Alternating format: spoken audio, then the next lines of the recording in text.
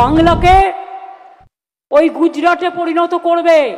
আপনারা কি চান বাংলা গুজরাটে পরিণত হোক? মমতা বাবু, মমতা খালা, মমতা আপা, তুমি পশ্চিম বাংলাকে গুজরাট হতে দেবে না।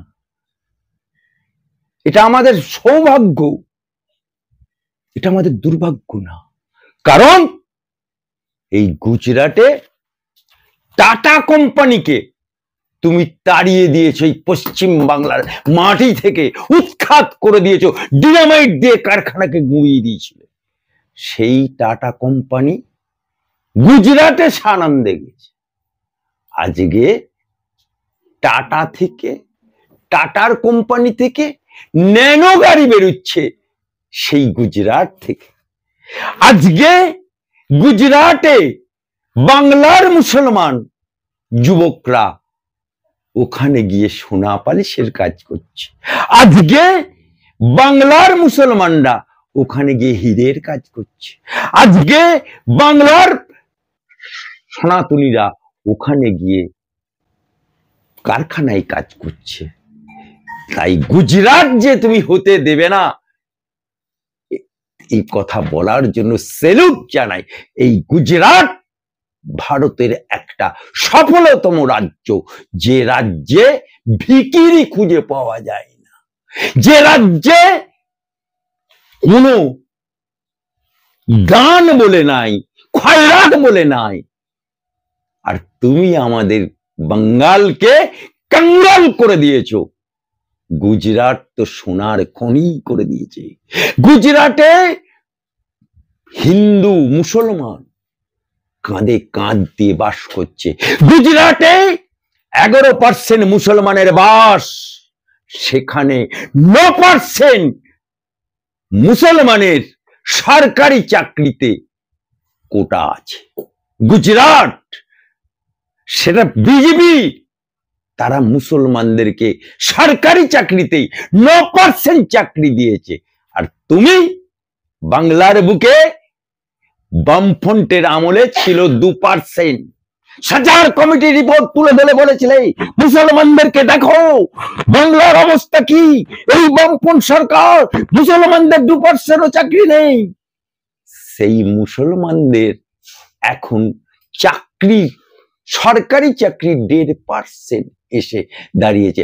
আর যদিও বা 1.5% মুসলমানের চাকরি হয়েছে, সেটা বাঙালি মুসলমানের হয়নি, সেটা নন বেঙ্গলি মুসলমানের হয়েছে। বাংলার মুসলমানের কোনো চাকরি হয়নি। তোমার দলে এমপি হয়েছে নন বেঙ্গলি গুজরাটি, গুজরাটি ইউসুফ পাঠান কোথাকার, বাড়ি তো সেই গুজরাট। সেই গুজরাট থেকে নিয়ে এসে তোমাকে বহরমপুরে এমপি করতে হচ্ছে ইউসুফ পাঠান। ওরে আমার বুবু রে, ওরে আমার খালা রে, গুজরাটি ইউসুফ পাঠানকে বগলে করে তুমি দাঁড় করিয়ে বহরমপুরে এমপি করলে, আবার বলছো গুজরাট হতে দেবো না। বেহা নির্লজ্জ, বগলে ইট পুরে আল্লাহু আকবার। আমি জানি আমি যদি না থাকি তাহলে মনে রাখবেন যে জিনিসগুলো করছি বা করে যাচ্ছি বা আগামী দিনে করব, এগুলো সব লুঠেরারা লুঠে নেবে। মমতা বুবু, মমতা খালা, মমতা আপা, তোমার আমলে চাকরি চোরেদের তালিকা বেরোচ্ছে। তোমার আমলে শিক্ষামন্ত্রী জেল খাটছে। তোমার আমলে শিক্ষামন্ত্রী ঘনিষ্ঠ অভয়ের বাড়িতে টাকা গোনার জন্য মেশিন আনতে হচ্ছে। তোমার আমলে তামান্না খুন হচ্ছে। তোমার আমলে বকটুয়ে মুসলমানরা খুন হচ্ছে।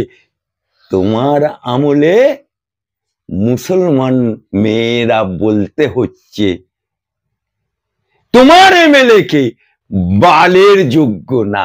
আর কত শুনবো বাবু, আর কত শুনবো খালা? তুমি এবারে বিদায় নাও, বিদায়ের ঘন্টা বেজে গেছে।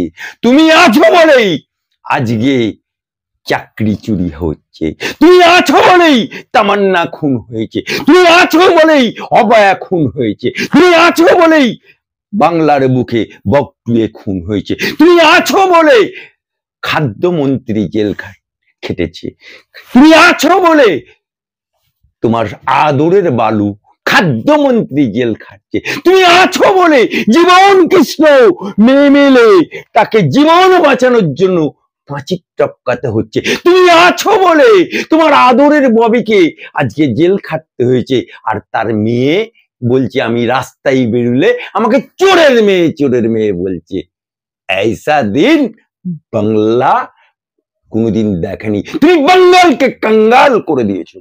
30 বছর কংগ্রেস রাজত্ব করেছে, 34 বছর বামফ্রন্ট রাজত্ব করেছে, কিন্তু বামফ্রন্ট আমলও দেখেছি, কংগ্রেসের প্রিভিয়াস 30 বছরও বাংলার মানুষ দেখেছে। কিন্তু এইরকম দিনে ডাকাতি রাতে ডাকাতি কোন মানুষ দেখেনি। এরকম চাকরি চোর, ব্যান্ডেড চাকরি চোর বাংলার মানুষ দেখেনি। বাংলার মানুষ চাকরির মেধা তালিকা দেখেছে। আমি 7 বার এমপি ছিলাম, পার্লামেন্ট থেকে পেনশন নিলে আজ আমার কয়েক কোটি টাকা হতো। আমার কিসের দরকার? আর যখন থেকে আমি একবেলা খাই, আমার কি অসুবিধা আছে? ওরে আমার বুবু জান রে, ওরে আমার খালা জান রে, ওরে আমার আপা জান রে, 70 বছরের বুড়ি একবেলা খাবে না তো কি 3 বেলা খাবে? হ্যাঁ, বুড়িরা তো উপবাসী দিন কাটে। কখনো সূর্য উঠলে খায়, কখনো সূর্য ডুবলে খায়, অমাবস্যা তিথিতে খায় না। আজকে তোমার তো কাশিতে গিয়ে হরে রাম হরে কৃষ্ণ করার দিন, তুমি এখনো মসনদে বসে আছো।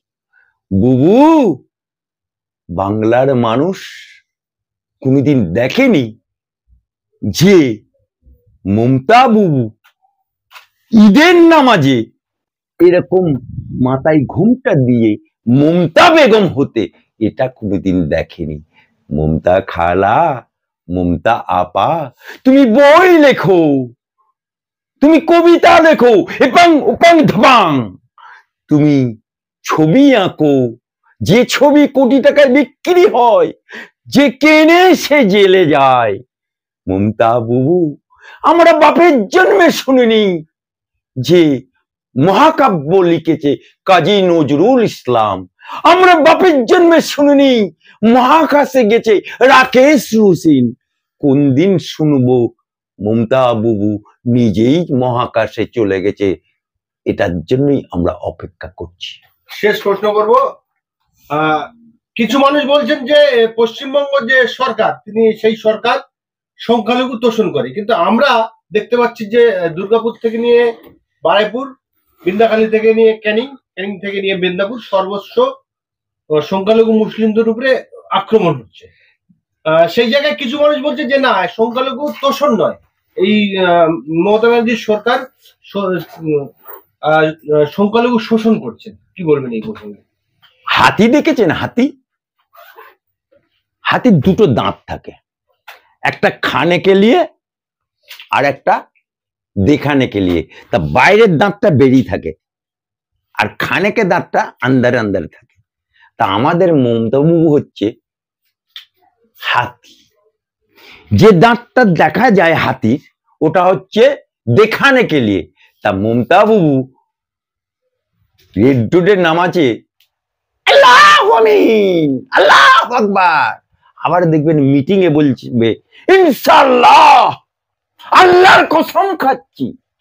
এগুলো হচ্ছে দেখানে কে লিয়ে দাঁত। আর খানে কে লিয়ে সেটা হচ্ছে দীঘায় জগন্নাথ দেব মন্দির, আবার নিউ টাউনে সেখানে আলিয়াতে বা ওখানকার মুসলমানদেরকে জমিচ্যুত করে দিয়ে আজকে ওখানকার মুসলমানরা ঘরে ভাড়া পায় না। আজকে ওয়াকফের আন্দোলন করতে গেলে বলে দিল্লিতে যাও। আজকে নওশাদ সিদ্দিকী মুসলমান লিবাস পরা, 5 ওয়াক্ত নামাজ পড়া একমাত্র এমএলএ, তাকে 42 দিন জেল খাটালে। আর কদিন আগে তাকে সহ 82 জনকে জেলে পড়লে মুসলমান আজকে তামান্না খুন হয়েছে, ও মুসলমান ছিল না। বকটিয়ে খুন হলো, ওরা মুসলমান ছিল না। মুসলমান মেরে মুসলমান দরদি, সেম সেম সেম।